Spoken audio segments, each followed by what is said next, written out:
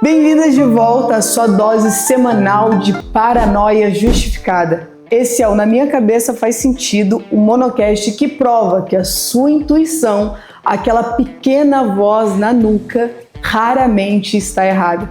Hoje vamos desarmar o mecanismo mais eficiente para destruir a paz de qualquer pessoa, os ciúmes. Sim, aquela bomba cerebral que transforma o tá tudo bem em o que você estava fazendo entre 14h05 e 14h07 da terça-feira passada. Vamos falar daquele sentimento gostoso, quentinho, que transforma qualquer ser humano civilizado em um detetive particular muito mal pago. Sim, o ciúme, aquela cola que mantém os relacionamentos juntos ou em cacos, dependendo da hora que você decide checar o perfil. Seria então coisa da sua imaginação? É curioso como a imaginação ela fica nítida, né? Justo quando a gente decide prestar atenção no celular virando para baixo na mesa de um jantar, ou quando a senha do Instagram é trocada assim tão de repente, sem justificativa. Aquela química da ansiedade borbulha no seu estômago e automaticamente grita uma coisa nas várias abas que abrem instantaneamente na sua cabeça. E o aviso vem dizendo perigo.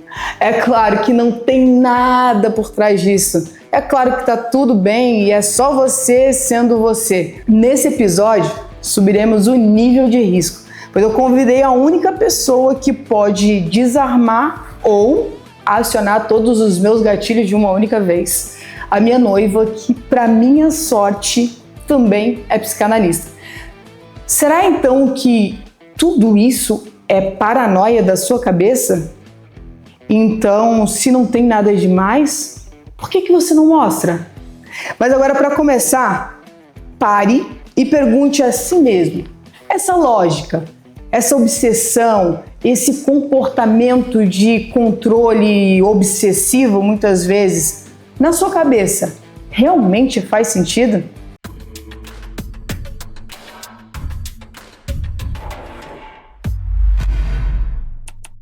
Agora vocês vão descobrir se eu dei sorte na vida ou se eu entrei numa armadilha. Bem-vinda, amor! Bem-vinda! Ai, meu Deus, que medo!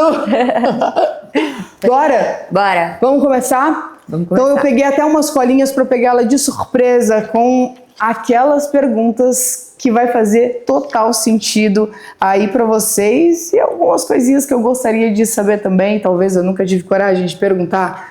Vamos conversar. O sonho dela é me pegar de surpresa. Ah, de vez em quando eu consigo, Então não? vai. Vamos, a primeira. Sim, meu Deus. Que encrenca que eu me mexi.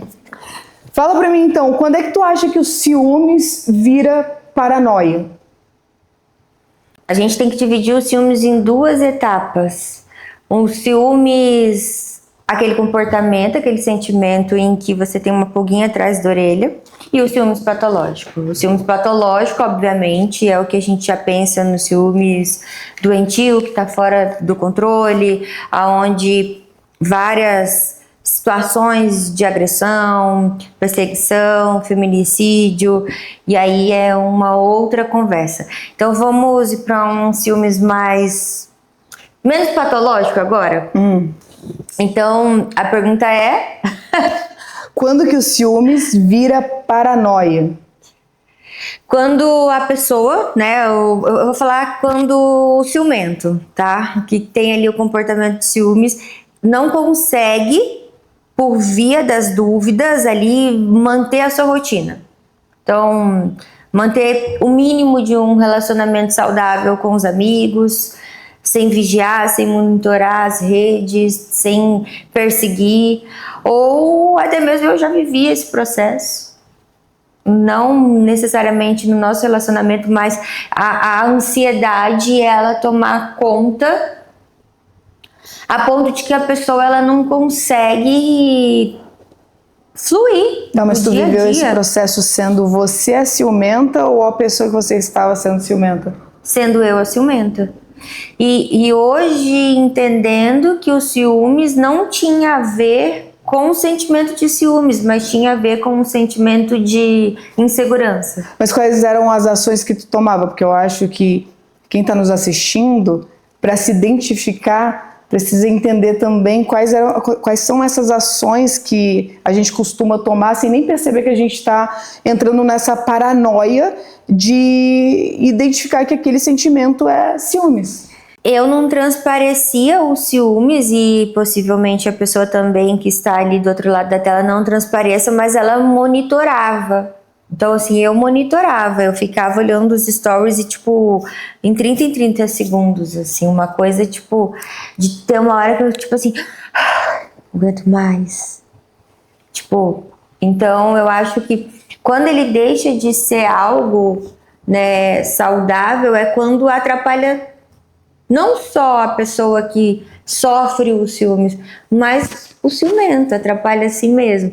Então eu acho que a dinâmica que mais desgasta em relação aos ciúmes, e aí a gente tá indo para um lugar que o ciúmes ele tá ali dentro, pelo menos eu considero, né? Ele tá ali junto com um sentimento que a gente pode construir dentro das ansiedades, porque tá muito próximo da ansiedade, né?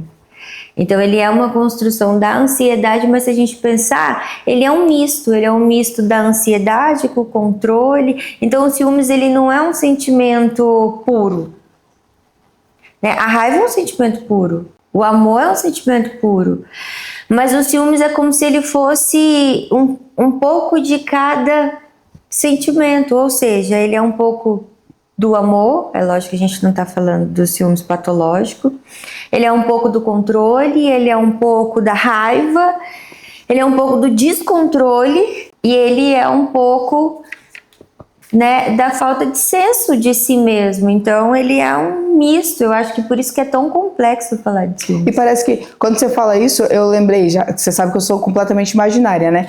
Eu imaginei um personagem assim de um desenho animado ou alguma coisa relacionada a isso ao filme, como se fosse um herói. E às vezes as pessoas se sentem isso, porque se é um pouco de tudo, ele vai tomando tanta força, vai crescendo tanto, ao invés dele ele sentir que ele está fazendo mal ao outro, ele se sente um super-herói. Eu tenho um poder de que eu posso tudo, eu posso controlar a vida do outro, eu posso fazer qualquer coisa e nada vai me atingir. E eu acho que a pessoa se sente meio que como super-herói, como se desse um buster nela ali, bum! Nada mais me afeta, mas eu tenho que afetar de alguma maneira ou outra. Aí, sabe o que eu... Quando você começou a falar de ciúmes e tal, não sabia que tu já tinha sentido ciúmes por outras pessoas e não por mim, né? Porque quando perguntam pra gente, aí, Dani, você sente ciúmes? Deixa até que tu responda. O que tu costuma responder para as pessoas? Eu treinei porque é uma habilidade, porque, por exemplo, a gente chegou a um momento do nosso relacionamento que seria para mim muito prejudicial sentir ciúmes, porque aí você se torna uma pessoa pública, a nossa vida já não é mais só nossa vida, as pessoas que te acessam já não são mais só pessoas das quais eu poderia sentir ciúmes, mas tem todo... as pessoas que te amam, né, por tudo, pelo que a gente vive de fato. Então, talvez, eu acho que isso é uma coisa importante que a gente faz mentalmente, né, com o processo de amadurecimento, você vai criando certas bagagens e aí você vai tirando alguns desses comportamentos, essas emoções. E eu acho que eu fui tirando a raiva, eu fui tirando o controle e coloquei muito para esse lugar do eu vou surtar. Se eu for para esse lugar dos ciúmes, com tudo que está acontecendo na nossa vida, vamos falar assim, quando você teve 1 milhão de seguidores, e aí quando você vai para 2,5 milhões, aí depois quando você vai para 10 milhões, então eu acho que eu vou muito para esse lugar de que se eu vou para o lugar dos ciúmes, como que a gente vai viver? Mas não era sobre você. Então eu acho que aí é onde a gente constrói isso. E começa a construir essa conversa. O ciúmes não é sobre o outro, não é sobre, indo para uma linguagem muito freudiana, muito lacaniana, muito psicanalista, o ciúmes não é sobre o objeto de desejo. O ciúmes tem a ver com o eu desejo, ou seja, o ciúmes ele tem a ver com um aspecto muito mais sobre si mesmo. E aí eu comecei a treinar, então a palavra é essa, eu comecei a treinar, porque se eu fosse para esse lugar ia ser horrível para mim, né? Então eu acho que talvez um dos sentimentos que eu busco é quando eu me senti ciumenta e eu não tive o controle, do qual eu me senti nesse lugar de horrível, era horrível. Então, ou seja, eu não queria viver isso eu novamente comigo, porque não é algo que se controla. Eu não tenho como monitorar se você vai fazer uma viagem a trabalho, por exemplo. Então, eu acho que foi o fato de eu trazer para esse lugar de não tem como controlar, então como que eu vou viver com isso? E eu não estava me propondo a viver nesse lugar de adoecimento. Eu acho que uma das grandes questões da maturidade é isso, o que você se propõe enquanto uma alternativa de emoção. E eu faço muitos acordos comigo, e um dos acordos são esses. O que eu me proponho ou não? Então eu não me proponho a viver mais nesse lugar de desgaste que os ciúmes causam em mim mesma. Tá, né? E você? Eu o quê? E você? Se eu sinto ciúmes? Os ciúmes. Eu já tive algumas crises de ciúmes, você sabe que eu já tive algumas crises de ciúmes que na minha cabeça eram justificados. Então, na minha cabeça, naquele momento, aquele ato de ciúmes fazia sentido. E aí eu não vou me aprofundar disso, que daí a gente já está entrando dentro do nosso relacionamento. Isso a gente pode deixar para um outro episódio, que eu tenho certeza que eles vão gostar. E daí você volta num outro e a gente pode... Ela disfarça os ciúmes. Não, não é que eu disfarço bem. Eu falei até num outro episódio da relação que eu tenho em relação à minha autoestima, e não é um segredo, eu falo isso com você mesmo, que é muito difícil para eu me sentir realmente amada e desejada por todos os outros relacionamentos que eu tive, de traição e tudo mais. Então, acho que até eu sinto muito pouco ciúmes com todo o histórico que eu tenho de relacionamentos. Mas também com o amadurecimento a gente entende que é exatamente sobre o que você falou, né? Não é sobre o outro, é sobre mim, né? Mas se você fala mais bonito, é claro, né? Sobre o objeto de desejo. Eu vou aprender os termos psicanalíticos. Não, eu não vou, com certeza. Mas daí agora voltando para essa questão dos ciúmes, né? A pergunta que eu tenho é, o ciúme, ele te obriga a viver essa fantasia de traição? Porque parece que todo mundo que é predominante a ter esses ciúmes vive naquela fantasia de que o outro está traindo, como se a única forma de sentir os ciúmes fosse através da traição. Então, acaba gerando esse imaginário de que tudo em relação ao ciúme advém da traição. Ele necessariamente te obriga a viver essa fantasia da traição? Tem mais a ver com a fantasia da perda, né? Porque, em que sentido?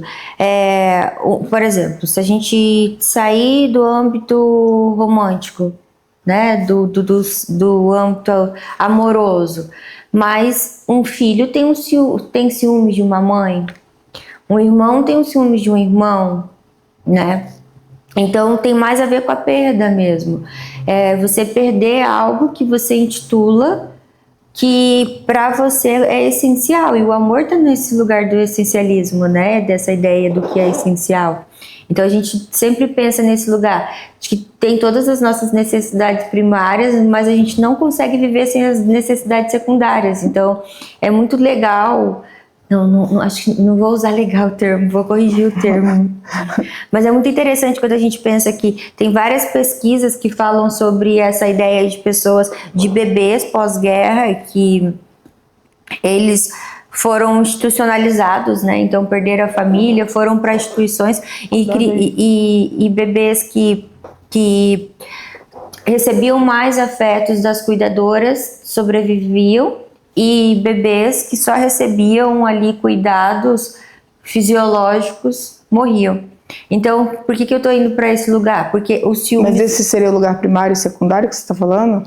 Que eu acho que é legal... Esse seria esse primeiro lugar de objeto, ou seja, nós, o que a gente pensa enquanto linguagem, o que a gente pensa enquanto constituição do nosso subjetivo, da nossa identidade, é porque tem um outro nos nomeando. Então, por exemplo, eu só me chamo Daniele porque teve um outro me nomeando. Então, toda a minha identidade foi construído em cima da pessoa que eu sou, de quem eu imagino que eu sou, do que significa ser Daniele para mim, porque teve um outro ali me nomeando, alguém que escolheu meu nome, e que aí desde pequenininha, você vai ser isso, você é isso, e eu fui ali inconscientemente absorvendo essas nomeações, e aí isso se torna o meu subjetivo, né?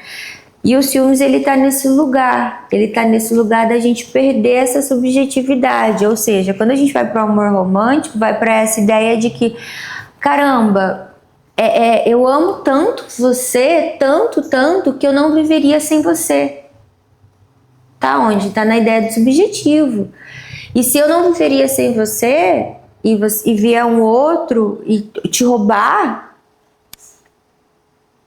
E aí você pode pensar que nem sempre o ciúmes tem a ver com a traição, porque o ciúmes pode estar relacionado, vou colocar, por exemplo, para vocês, um relacionamento, uma melhor amiga sua.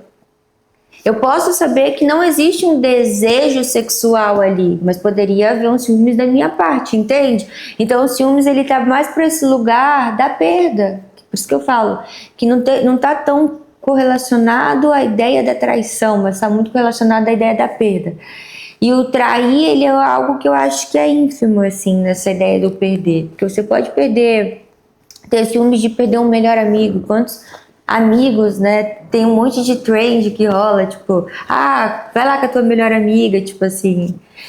Porque é justamente sobre essa ideia de você perder o controle sobre algo que você supõe subjetivamente que você não viveria sem. E é mais que traição isso, né? E daí onde entra então aí a diferença então entre a intuição e a realidade? Porque parece que a gente está vivendo como se fossem universos paralelos, né? E às vezes a pessoa vive os ciúmes de forma intuitiva. E onde entra aí a realidade? Qual é a diferença? Como é que a gente consegue diferenciar isso? O que está sendo intuitivo e o que está sendo real? Por exemplo, quando no momento eu desconfiei de você em um determinado momento, aquilo foi intuitivo. Tu não me deu um motivo específico e foi intuitivo. Então, onde entra essa diferença da intuição e da realidade?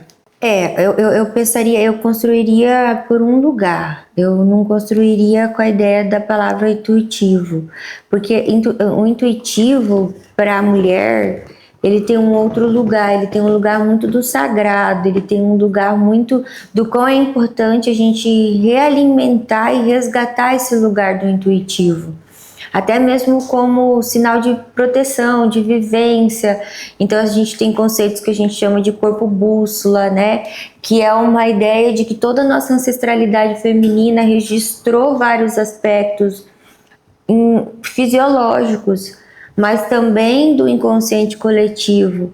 Então vai para esse lugar justamente de que a intuição, ela é algo muito maior. Mas aí a paranoia, ela tem a ver com algo a gente que sai volta desse lá real, naquele primeiro pergunta. E que sai desse real, né? Então o que tem? Mas então o ciúmes é intuitivo. Nunca vai ser. Ele vai ser, mas ele não quer dizer que ele não seja real, porque se há uma intuição, é justamente isso que eu tô falando, de resgatar essa ancestralidade, entendeu? Então, assim, é óbvio que eu vou falar desse livro, que é um dos livros que mais falam sobre a questão da intuição, mas é Mulheres que Correm com os Lobos.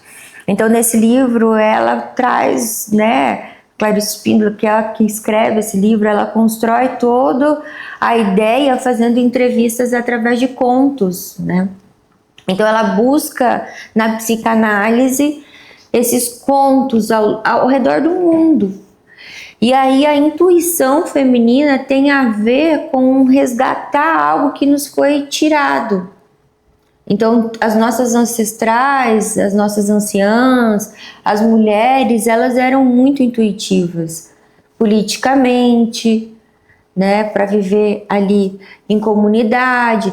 Então, quando a gente pensa nos ciúmes enquanto intuição, não é porque a gente não sabe, é porque tem uma inscrição ali, tem uma inscrição no inconsciente. Então, não é algo que você cria da sua cabeça. É algo que está muito atrás, que tem a ver com essa ancestralidade. Então, quando você resgata e você fala assim, nossa, essa voz que fala na minha nuca, tanto que você abriu ali, né, o podcast falando, será que essa coisa que fala na nuca? Mas a gente deixou de acreditar nessas vozes que falam. E aí é a grande questão de resgatar, né? E aí, se a gente for pensar numa sociedade da dopamina, a gente realmente parou de acreditar na nossa intuição. Só que a gente resgata. Só que não tem a ver com esse lugar dos ciúmes. Isso tem a ver com outros aspectos subjetivos. Agora, quando a gente pensa na paranoia, aí é uma construção, é um enredo. Aí é um enredo que eu construo para mim mesma, um cenário que eu invento e que tem a ver, e eu acho que isso é uma questão muito real. E pode parecer até frase de TikTok, né? Para-choque de caminhão, mas que quase sempre aquele que mais faz é o que mais tem ciúmes. Por quê? Porque a inscrição está sobre isso. Isso eu concordo contigo. E a inscrição... Então, vamos conversar sobre isso. Vamos mudar o nome deste podcast para um DR nessa cadeira. Não, continua o que você estava falando. Estava muito bom.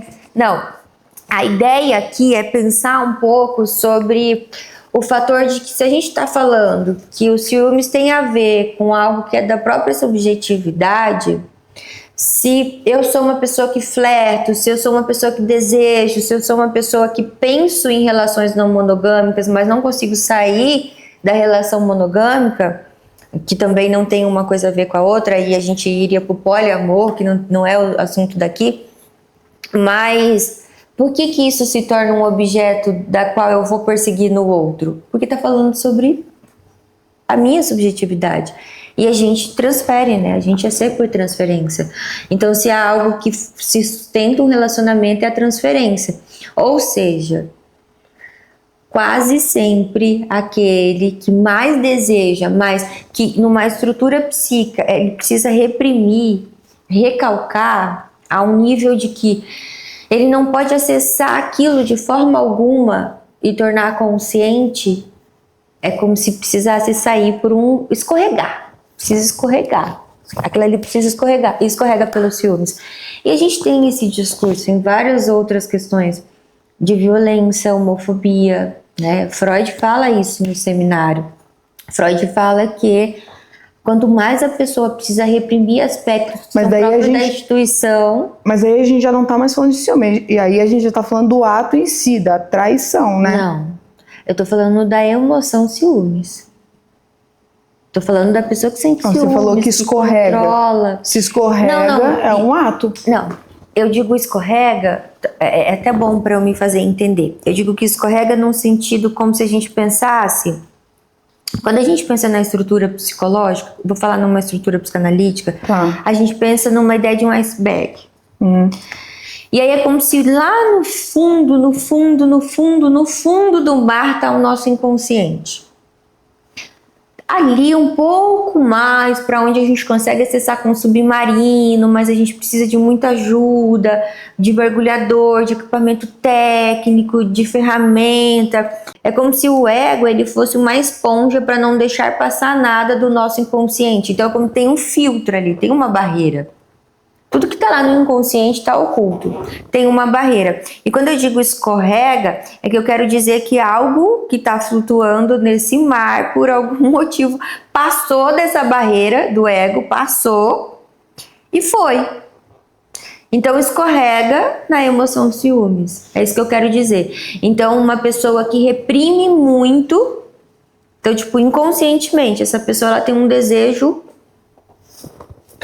feroz de viver um relacionamento aberto, outras relações, outras possibilidades, outras sexualidades, outro tudo, mas ela não acessa isso, porque a gente está falando a nível inconsciente, mas escorregou.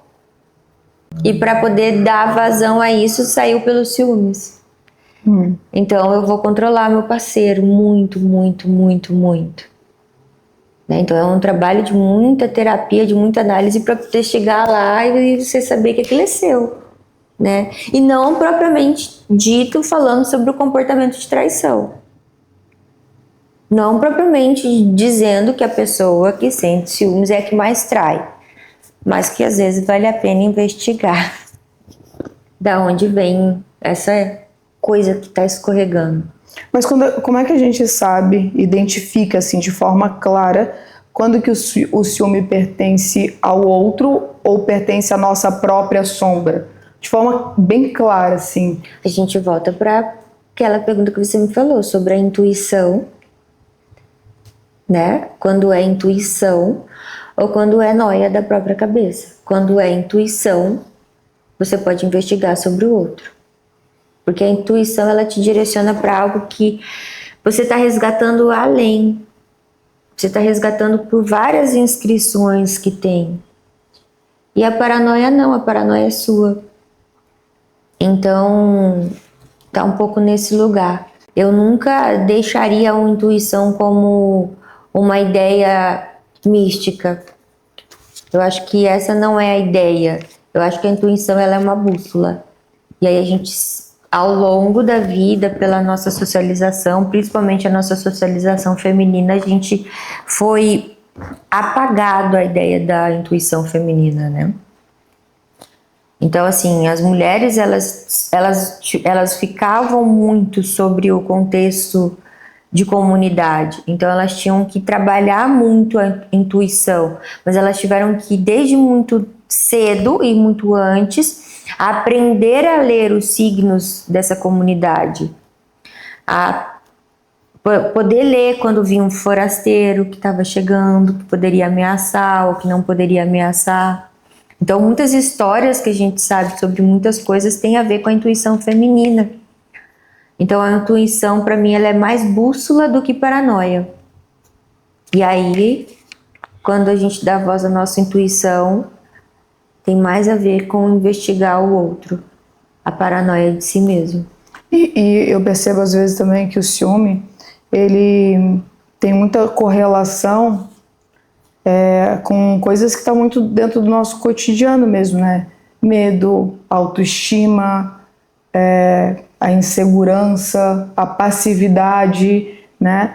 Por todas as pessoas assim que a gente recebe dentro do salão também, a gente vê muito essas características, né? Possivelmente tu viu muito disso na clínica também. Eu falo, gente, possivelmente porque, obviamente, nos atendimentos que a Dani fazia, que hoje ela não atua mais, mas nos atendimentos que ela fazia, eu não podia saber de, obviamente, nada do que ela tratava com os pacientes dela e tudo mais, né? Mas eu vejo que tem camadas que são até mais transparentes ao nosso dia a dia, que eu acho que é fácil da gente avaliar e identificar que existe um fator predominante na mulher quando ela se sente muito insegura, principalmente com a autoestima dela. E quando vem relacionado com a autoestima, vem outras camadas, vem o medo. Essa mulher com medo, ela fica mais passiva. Essa mulher passiva, ela tem uma tendência a estar dentro de relacionamentos tóxicos, não só com o cônjuge em si, né, mas em tudo ao redor dela, porque ela nem acredita na própria potência, né? E daí ela acaba sendo passiva em vários lugares também. E nem sempre é percebido isso, né? E acaba ainda sentindo ciúmes desse parceiro ou dessa parceira com toda essa insegurança que ela vem carregando junto de todas essas camadas que a gente vê diariamente e, por consequência, acaba, às vezes, acontecendo coisas que a gente sabe que acontece aí, que são as agressões, não só físicas, as agressões verbais também, né? enfim, coisas que a gente vê no nosso dia a dia também, de sufocar e não permitir que o outro cresça, o parceiro cresça, que fique maior, né? E acontece muito isso com as mulheres também, né? Você estuda muito isso também, e a gente conversa sobre essas questões, né? Porque, por incrível que pareça, eu, dentro do relacionamento, muitas vezes tive atitudes muito machistas, né? E daí a Dani sentava e conversava comigo, e ela, olha, essa sua fala, ela não tá legal. Com água. Essa sua fala não tá legal, existem outras camadas aí dentro, e daí a gente sentava e conversava, ela me mostrava, dentro de todos os estudos dela, é claro, e a gente foi construindo muitas coisas juntos, né? E eu pude também identificar com mais clareza onde nasce, não os ciúmes em si, mas até essa autossabotagem, que vem relacionada aos ciúmes também dentro de um relacionamento, né? Aí, entrando para essa camada de conversas difíceis, que eu lembro de um episódio, né, que a gente estava tendo uma discussão, que nem todo relacionamento é flores, a gente discute, nós somos pessoas completamente diferentes, então a gente discute muito e a gente aprende muito. Mas uma coisa que uma vez a Dani me falou dentro de uma discussão que a gente estava tendo, é que do nada ela parou assim, ela vê se você pode ganhar. Eu não quero ganhar, eu não tô aqui para ganhar, ninguém precisa ganhar. Então, se você acha que precisa continuar e precisa ganhar essa conversa, esse diálogo que a gente tá tendo, então tá tudo bem, então você pode ganhar. E aquilo ali me chocou, isso foi quase no início do relacionamento, né, basicamente. E desde então ela falava para mim, a gente precisa aprender a ter conversas difíceis, a gente precisa aprender a ter conversas difíceis. E eu me sentia muito hipócrita, porque eu chegava na cadeira e eu falava para os meus clientes, olha, relacionamentos se constroem com conversas difíceis, né? E falava sobre isso. E daí agora entrando um pouquinho dentro do nosso próprio relacionamento, que eu sei que é uma curiosidade para muita gente, e muita gente inclusive acha que eu nem tenho relacionamento, até por eu não expor demais isso nas redes sociais, que nunca me senti não confortável, mas a ponto de abrir mais a Dani fala mais das redes sociais dela, ela é muito mais blogueira, influenciadora do que eu, se vocês seguirem ela aí depois, inclusive, qual é o Instagram? @Dani Xavier, Xavier com 2 Is. Pronto. Vocês vão ver que ela posta o dia inteiro a rotina e tudo mais, tem muito para aprender, inclusive.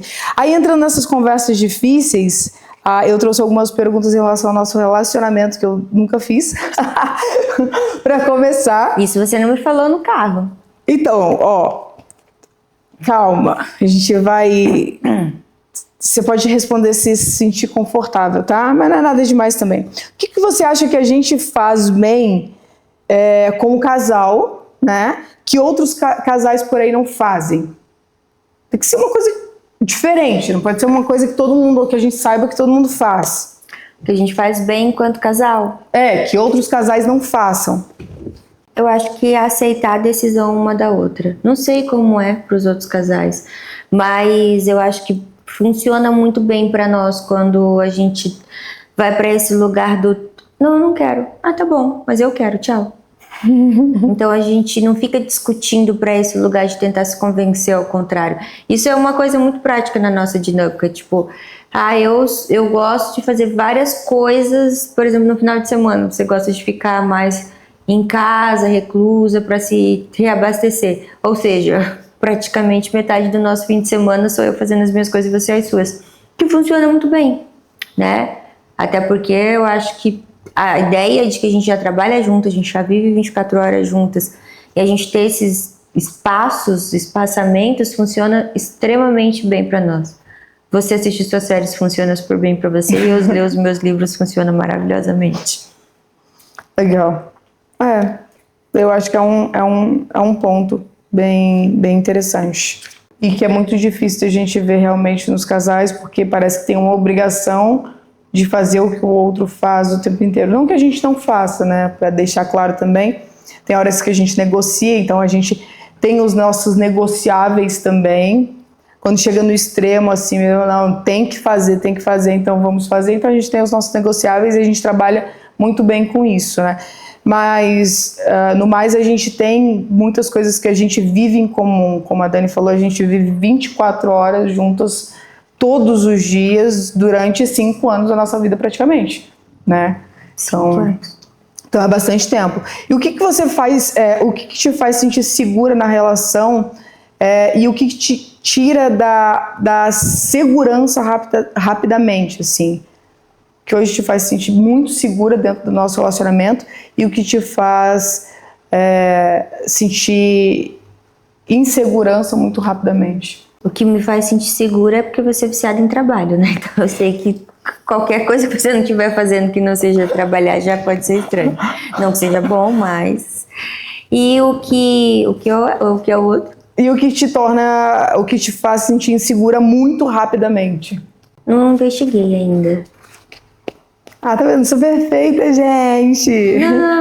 Não! Porra! Acho que eu alienei isso, de não querer investigar pra já não sentir isso. Porque se eu for falar assim, é uma famosa dar em cima de você nas redes sociais. Um monte de famosa já deu em cima de você nas redes sociais. É você ir pra um evento com famosas que dá em cima de você. Um monte de famosa já deu em cima de você redes sociais. O que mais? É uma mulher bonita dá em cima de você. Mulher bonita dá em cima de você o tempo inteiro. Você recebeu uma mensagem de alguém dando em cima de você. Você recebe uma... Então, tipo assim, talvez eu tô alienada ainda nesse processo. Porque se eu ficar buscando o que me deixa insegura, eu vou ir pra insegurança.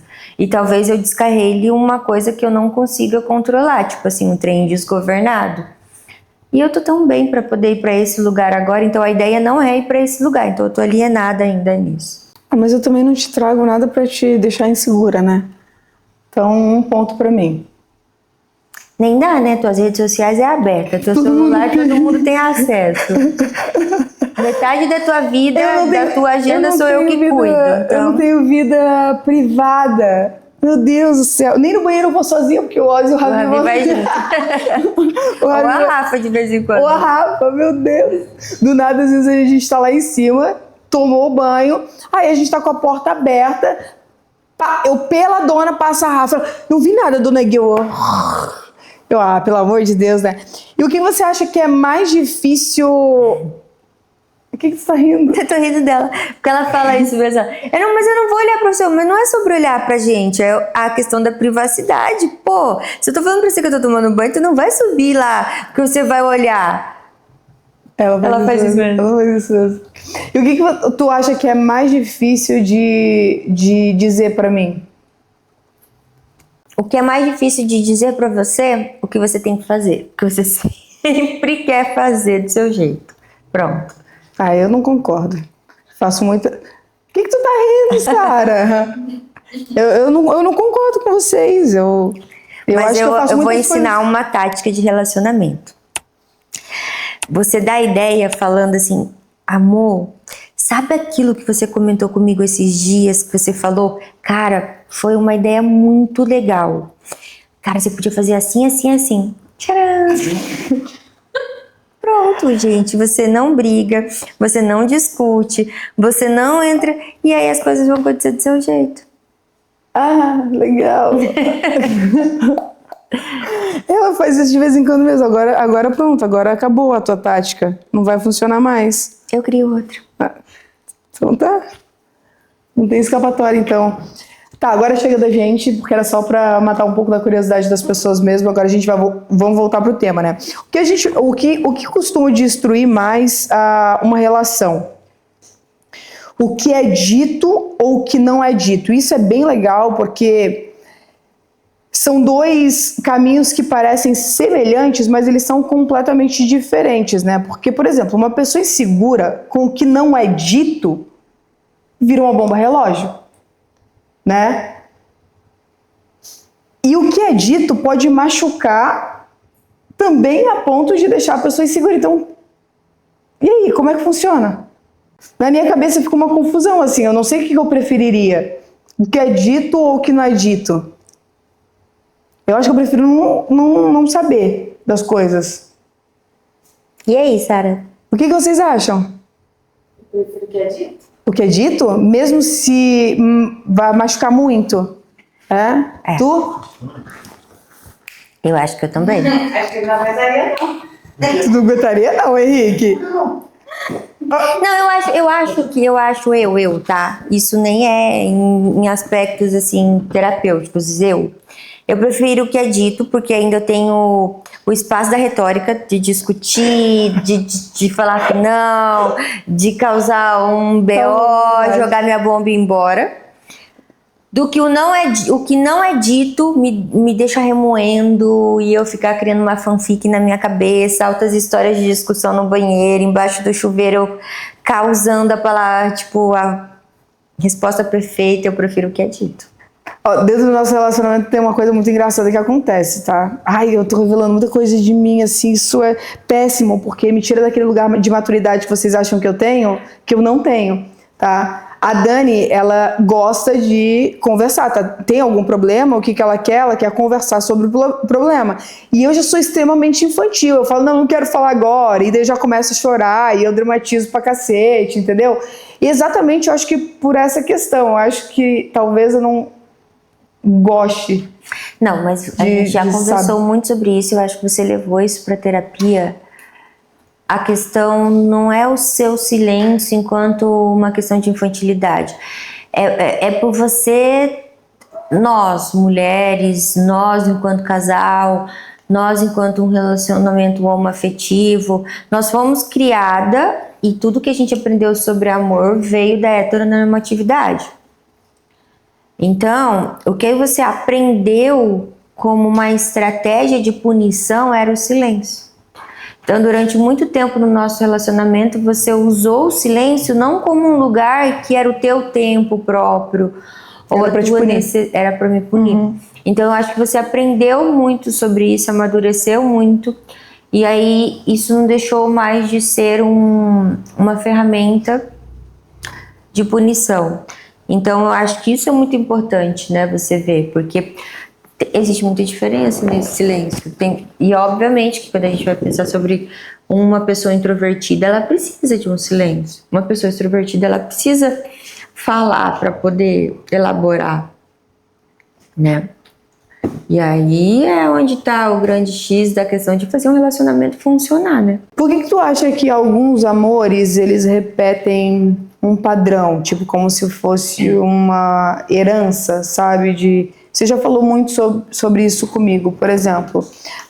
Se seu pai traía, automaticamente... Não, você não falava isso, não. Era como se fosse... Tipo, você viu um relacionamento tóxico dentro da tua família, agressão e tudo mais, de alguma maneira você vai repetir aquele padrão de procurar, talvez, um pai dentro da relação, ou procurar o homem, muitas vezes, procurando uma mãe dentro da relação, ao invés de uma esposa, de uma namorada, e, enfim...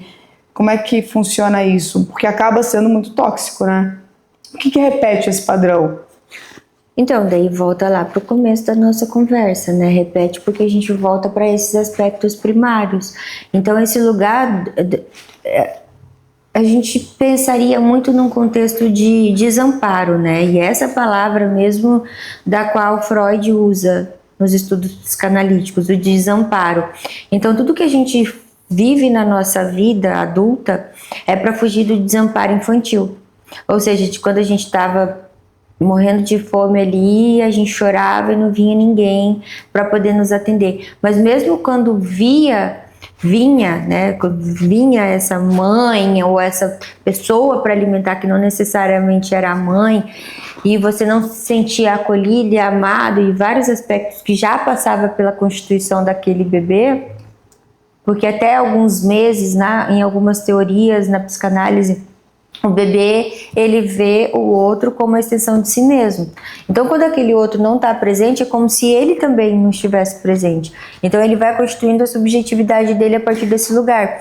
E aí, o desamparo é esse ponto dessa angústia que é indizível. Não tem nome para isso, não tem palavra, né? Então, o que está nesse lugar é justamente esse desamparo. Então, é viver esse desamparo. Então, a gente busca justamente relações, e eu não penso só na repetição, nesse sentido de vai ser igual. Eu não penso na repetição como uma coisa igual. A repetição, ela tá pro igual, assim como ela tá pro diferente. Ou seja, se você tem pais, né, que eram muito ciumentos, já que a gente está falando sobre ciúmes. Então vamos lá. Os pais viviam um relacionamento de muitos ciúmes. Não necessariamente você vai, enquanto adulto, buscar um relacionamento da qual você vai ter muitos ciúmes, que estaria tal para igual. Você vai buscar um relacionamento que pode estar tal para diferente. Ou seja, você pode não sentir nada de ciúmes. Ser até, tipo, muito... Apático. Nem apático, mas tipo assim... a Deus dará, entende? E aí, se o outro, ele não viveu esse mesmo que você... ele pode interpretar inconscientemente isso através da estrutura dele, do desamparo dele. Ou seja, se ele foi hiper protegido pelos pais dele, num cenário hipotético, que é o que quase sempre acontece, mas ele foi hiper protegido por esses pais que não tinham ciúmes, viviam um relacionamento super saudável, em que faziam tudo juntos. Aí ele tá se relacionando com essa pessoa que praticamente foi pro oposto e nem liga. O que esse aqui absorve? Não liga pra mim. Não é sobre isso que eu aprendi amor. E aí é a grande cagada, né? Então, um pouco do que a gente pensa sobre o que a gente faz enquanto repetição é que ela não necessariamente é igual. A repetição, ela não necessariamente é igual, mas se repete. Então, por que se faz terapia? Para você repetir, repetir, repetir. É isso que a gente faz. A gente vai para terapia e repete, repete, repete, repete, repete, repete, até que você se vê de frente com a repetição. E não a repetição da fala, mas a repetição daquilo que você faz, faz, faz. Mas tem algo que se inscreve lá do seu desamparo. E o ciúmes, ele volta para esse lugar. Diferentemente do que eu falei da traição. Então o ciúmes, ele tá para esse lugar da perda, do desamparo. Não à toa que se você for para uma escola primária, né, você vai ter um clubinho lá de crianças brincando e amigos. E aí tem um objeto que é um objeto de que é o brinquedo daquele lá. Aí chega um outro e pega. O que a criança vai e faz? Morde, puxa o cabelo, pega o brinquedo. Então tem um pouco desse lugar do ficar desamparado, né? Então se a gente pensa numa creche, por exemplo, que dá amparo para uma criança, é o máximo daquilo que ela tem como objeto reparador. Ou seja, é um objeto que ela traz de casa. Então é muito doido, né? É muito doido olhar tudo isso. Porque e eu gosto dessa frase, né? Nós somos grandes crianças vivendo. Porque a ideia de que nós nos tornamos apenas grandes... Que é essa frase? Não sei. Eu só sei que eu gosto dela. É tua, que ela não se apropria. Não vou me apropriar, não. Mas eu acho que é isso. Então, no ciúmes está um pouco desse lugar. A gente vive os ciúmes a partir também do que a gente viveu da nossa infância. E se a gente não teve condições... Se a gente não teve adulto que deram condição para a gente entender o que aquilo significava... E é muito doido, né? Porque esses dias eu tava conversando até com uma amiga minha que ela falou assim... Ela tava falando sobre o relacionamento dela e ela falando que ela achava ele muito mesquinha e que isso e aquilo. Eu falei, tá, mas você já parou pra pensar que existe uma inscrição para quem é filho único? E não... necessariamente, mas é que quem tem irmãos, quem vive numa família muito grande, aprende, tipo assim, na força. O inconsciente, ele precisa se abrir para isso. Você vai ter ciúmes, vai, mas em algum momento, se você tiver um irmão menor, esse irmão menor vai usar uma roupa que era sua, vai dormir na tua cama, vai se apropriar da tua bicicleta. Por quê? Porque vai passando uma coisa a outra pro irmão menor. E aí isso vai abrindo a ideia de que existe uma coletividade na vida. É diferente de quando você é um filho único, que você não consegue construir esse enredo. Então é um pouco desse lugar. A gente não consegue construir enredos que estão fora daquilo que a gente não vivenciou como aprendizado. Amor, para finalizar, Vou te fazer uma última pergunta para que tu explique para as pessoas o que um analista ele percebe diferente de todas as outras pessoas comuns como a gente, assim, que você chega num lugar, numa mesa, porque muitas vezes quando a gente sai, tá entre amigos e tudo mais, ou então a gente tá almoçando no restaurante, que a gente gosta muito de fazer isso, de sair para comer, né? E às vezes você percebe algumas atitudes, né? E eu falo, nossa, nem notei isso. O que um analista, com todo o estudo, com toda a bagagem que carrega, percebe que nenhuma outra pessoa consegue perceber? Tem vários aspectos, mas para mim o aspecto principal é o desejo do não dito. Ou seja, vou trazer um exemplo. Por exemplo, um paciente que vai para análise e ele fala o tempo inteiro, tipo assim, sobre se separar. Quero me separar, quero me separar, quero me separar, mas essa pessoa ela nunca consegue agir sobre essa ideia da separação. E aí um bom analista, existe muita diferença, né? Num bom analista, que é aquele que te ouve com muito respeito, que ouve para além, ele vai conseguir pegar isso do que está no não dito. Então não é sobre a separação, é sobre o ficar, sobre a dificuldade que aquela pessoa tem em ficar. E isso aconteceu uma vez comigo, né? Eu achei muito interessante que eu fazia análise com uma terapeuta, analista, há muito tempo, e um dia eu cheguei para ela e falei assim: eu tô querendo parar a terapia, mas eu não tô querendo parar a terapia como das outras vezes que eu achei que não fazia sentido. É muito mais pela questão de que eu tô cansada de vir pra cá, eu tô cansada de falar, eu tô cansada. Ela falou, tá bom, então vamos fazer assim, vamos considerar a próxima sessão da semana que vem a última sessão. Então você vai fazer o quê? Você vai ir embora tranquilamente, vem para a próxima sessão e é a nossa última sessão. E eu não parei a terapia. Obviamente, porque não era sobre parar a terapia, tinha algo que eu estava querendo dizer para ela sobre finais, sobre a minha incapacidade de escolher, sobre o que era o fim para mim. Tinham várias outras coisas que estavam ali naquela questão não é sobre parar a terapia, mas é sobre não estar mais afim. Então, aonde que um bom analista, ele consegue pegar, né? É nesse não dito. E aconteceu isso muitas vezes na minha, enquanto terapeuta, nesse olhar, né? Eu acho que um grande pavor de um terapeuta é pensar quando está atendendo possíveis suicidas e você ter aquela questão de, tá, mas isso aqui é uma ameaça, isso aqui é um ato real.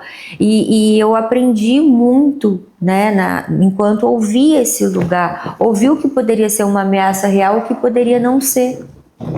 Então é o pescar o que está para além do que está se dizendo. E é isso o que uma terapia faz de verdade. Pegar o que está para além do dizer. Porque chegar num lugar e falar, eu quero, não é sobre o que quer. É sobre o que você está dizendo que quer aquilo, né?